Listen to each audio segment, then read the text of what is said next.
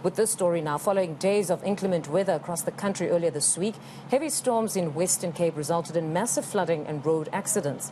Thousands of people were left stricken in the aftermath of flash floods. Homes and informal settlements were also destroyed. Western Cape Head of Disaster Management, that's Colin Deiner, joins us now with the very latest. Colin, very disastrous. Just talk to us about the floods. Hi, good morning. Yeah, so we were expecting really bad weather coming in. South African Weather Services gave us a level 4 and a level 6 weather warning for yesterday and yesterday and today. The weather came in and we were actually quite fortunate. On Friday, we only saw a bit of localized flooding in Saldanha. And then last night, when the weather moved across to the Garden Route area, we started seeing quite a bit of rain in the George area, also in the Overberg. And so we had to close the roads in Marienspoort, and that we generally do because of the flash floods that take place there. The N2 also had to be closed for repairs between Grootbrock and Kleinbrock River. So that's happening at the moment. And then there's been some localized flooding and a few flash floods in the Greyton area.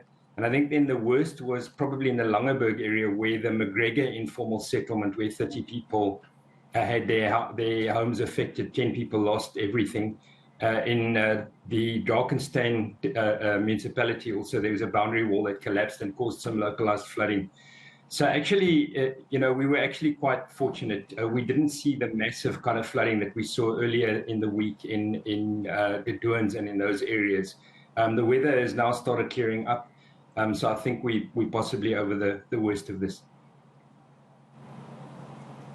But how has your capacity been? Were you able to actually respond appropriately? Yes, I think there was a couple of things. Firstly, the fact that it was the start of the tourist season and we're expecting a huge amount of influx of tourists.